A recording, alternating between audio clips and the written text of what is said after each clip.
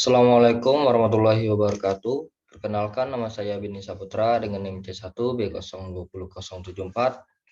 Seperti biasa, saya akan menjelaskan materi akuntansi biaya. Pada kesempatan kali ini, saya akan menjelaskan penentuan harga pokok produk, metode harga pokok proses, atau disebut juga proses cost. Oke, kita masuk ke materi pertama. Dapat kita lihat di sini, materi pertama yaitu karakteristik metode harga pokok proses. Ada 7 metode. Yang pertama, laporan harga produk produksi digunakan untuk mengumpulkan, meringkas, dan melindungi harga pokok baik total maupun satuan atau per unit. Apabila produk diolah melalui beberapa tahap atau departemen, laporan harga pokok disusun setiap departemen di mana produk diolah. Yang kedua, biaya produksi periode tentu dibebankan kepada produk melalui rekening barang dalam proses yang diselenggarakan untuk setiap elemen biaya. Apabila produk diolah melalui beberapa departemen, rekening barang dalam proses samping diselenggarakan untuk setiap elemen biaya harus diselenggarakan untuk setiap departemen di mana produksi diproses. Yang ketiga, produksi dikumpulkan dan dilaporkan untuk satuan waktu atau periode tertentu. Apabila produk diproses melalui beberapa tahap atau departemen, laporan di produksi tersebut dibuat untuk setiap departemen.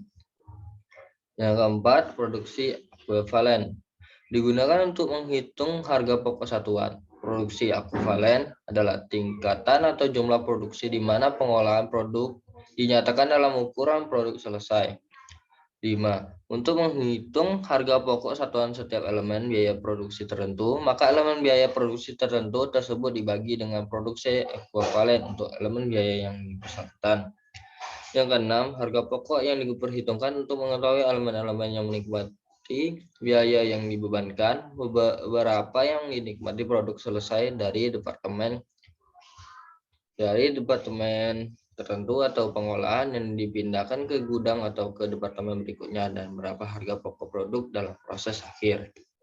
Yang terakhir, apabila dalam proses pengolahan produk timbul produk hilang, produk rusak, produk cacat, tambahan produk akan diperhitungkan pengaruh dalam perhitungan harga pokok produk.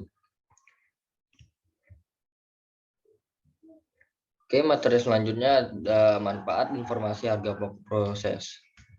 Yang pertama, memantau realisasi biaya produksi. Yang kedua, menghitung laba atau rugi produk. Menentukan harga jual produk. Dan terakhir, menentukan harga pokok persediaan produk jadi dan produk dalam proses yang disajikan dalam neraca. Materi selanjutnya adalah laporan biaya produksi satu departemen. Laporan biaya produksi adalah dokumen yang digunakan dalam sistem biaya proses yang merangkum informasi tentang aliran unit dan biaya melalui akun pekerja dalam proses di departemen pemrosesan. Untuk laporan biaya produksi satu departemen ini dilakukan dengan cara memperhitungkan biaya produksi persatuan yang dikeluarkan dalam bulan awal tahun. Hasil diperhitungkan ini kemudian dikalikan dengan kuantitas produk jadi dan dihasilkan informasi harga pokok produk jadi dan ditransfer ke gudang. Materi selanjutnya adalah laporan biaya produksi lebih dari satu departemen. Perhitungan biaya produksi persatuan produk yang dihasilkan oleh departemen setelah departemen pertama adalah merupakan perhitungan yang bersifat kumulatif, karena produk yang dihasilkan oleh departemen setelah departemen pertama adalah produk jadi dari departemen sebelumnya yang membawa biaya produksi dari departemen produksi sebelumnya tersebut, maka harga pokok produk yang dihasilkan oleh departemen setelah departemen pertama terdiri dari pertama, biaya produksi yang dibawa dari departemen sebelumnya. Yang kedua, biaya produksi yang ditambahkan dalam departemen setelah departemen pertama.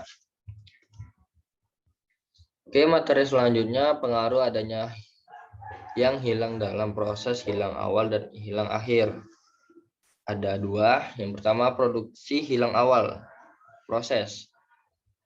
Ada belum menyerap biaya produksi, tidak